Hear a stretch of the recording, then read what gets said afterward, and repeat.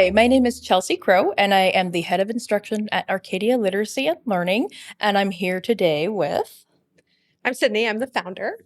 I'm Erica, and I am the director. and today we're going to be talking about multisensory teaching.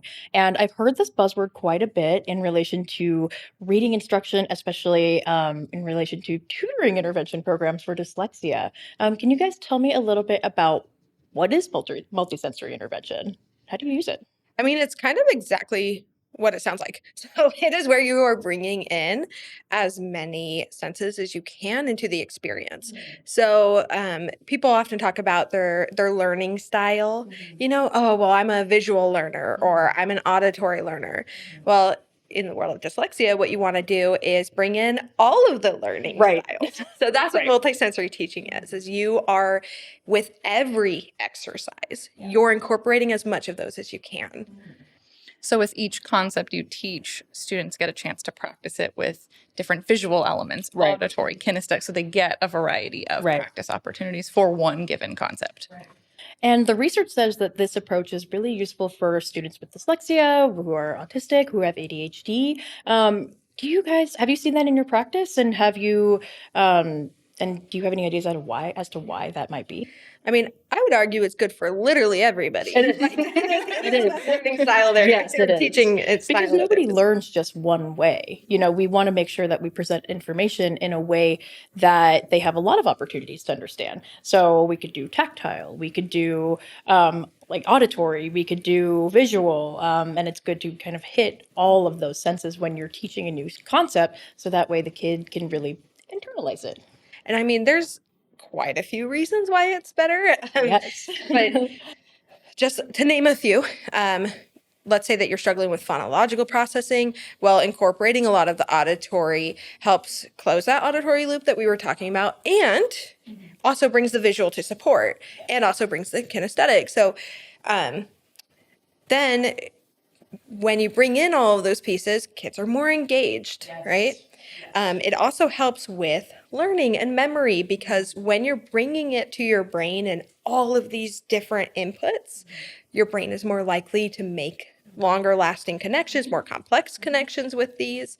So it helps with a lot of different pieces. And I know even for myself, I use multisensory to remember stuff all the time. Like I'll write words in the air, or I'll sing a little song to help myself remember something. Like the Pythagorean theorem song in high school. I don't know if you guys ever learned that, but, but it's the same thing. It's a way of teaching a concept that's not just like, here is your work on pencil and paper, and you must read it and then transcribe it onto a different piece of paper. Like it's engaging so much more than that.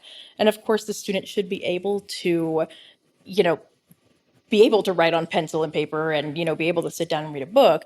But when we're doing intervention and we're really trying to help them learn new things versus apply what they know, then it's important to engage all of the senses. You're right that it does make it more fun for students, and not to oversimplify it by saying it just makes learning more fun. It really does. At our center, I know we use things like shaving cream. Students can write words in shaving cream or write on the windows, and for a lot of kids that feels like breaking the rules. So it feels so fun. You're like, what? I can write on my tutor's window? Or the shaving cream. I mean, who gets to use shaving cream at school and things like that? So it does make it fun while still helping them retain the information. Well, and we bring in a lot of fine motor and then gross motor. Yes. And fine motor, gross motor. And all of those pieces, I mean, now their body's engaged. Now their entire system is paying attention to what they're doing and able to absorb a lot more. Right. And I find it's also helpful for generalizing skills. So to help students learn that, okay, this skill exists outside of just when I work with my tutor. And so that, for me, the way that I learn, I need lots of different ways of being presented information. So like, I want to see it, I want to hear it, I want to, form it, if it's a spelling pattern. And so that helps me really understand, I'm going to integrate this into my schema, I guess, versus, remembering it in one single. So you can recall it in Yes. more unknown scenarios. So not Yes. just I'm in my classroom at Right. my desk with the piece of paper I Right. practiced the first time, but Right. now I'm doing homework at home, Right. or it's 3 years from now and I'm in a Right. different classroom Right. and you can recall the same Absolutely. information. So you can see how this is a lot different than just presenting a child with a flashcard over and over. Here's your word, here's your word, here's your word, or here's a bunch of worksheets. We're just going to keep doing this. Similar would be here, write this word over and over 10 times. You're not engaging all of these different pieces. Right. You're teaching them to memorize that word, essentially, in that form. So that is what multisensory is when you bring it to the world of reading intervention. Right. It is taking reading and applying all of these different multisensory pieces. And I know we talked a lot about some of the maybe more extreme multisensory elements like shaving cream or window writing, but it can be as simple as color coding the vowels or overemphasizing a sound. So it's just engaging all those senses all of the time. One of the easiest ones is before a child writes the word, they say it. Yeah, it's one of the easiest ways That is integrate more. multisensory. Yeah. It's say it back. Or pay attention to how your mouth is making the sound, because that's a physical movement that's paired with what they're hearing or what they're reading. So adding that extra element into the practice, it really helps them, like I was saying, generalize what they're learning. Do you guys have a favorite technique that you use at the center, or one that you found all of the kids really like? I know you talked a little bit about shaving cream.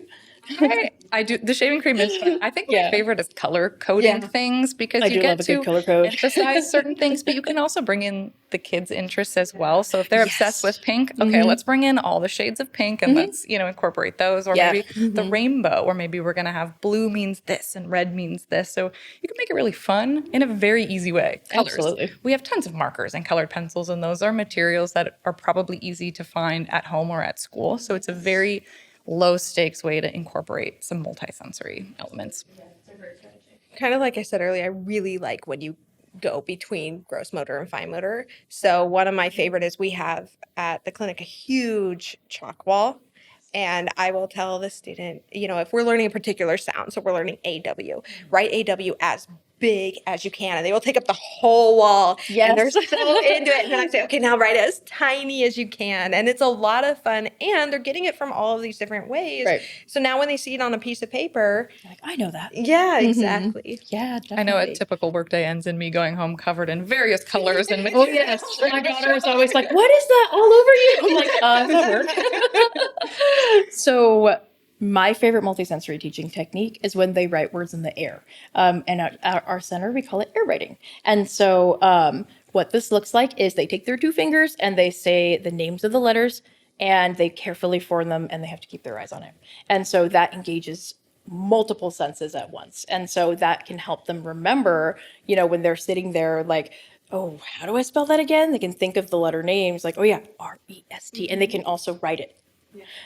So I find it's really helpful. And I've seen them do that on a lot of different textures too. Yeah. So That's fun. there's like glitter texture. Yeah, I love the glitter texture. There's like The a rough. soft felty texture. Yeah, absolutely. So I know at our center we have a ton of resources, manipulatives, materials to make things multisensory, but what are some kind of easy things parents, for example, could have on hand at home to help have their homework time more multisensory?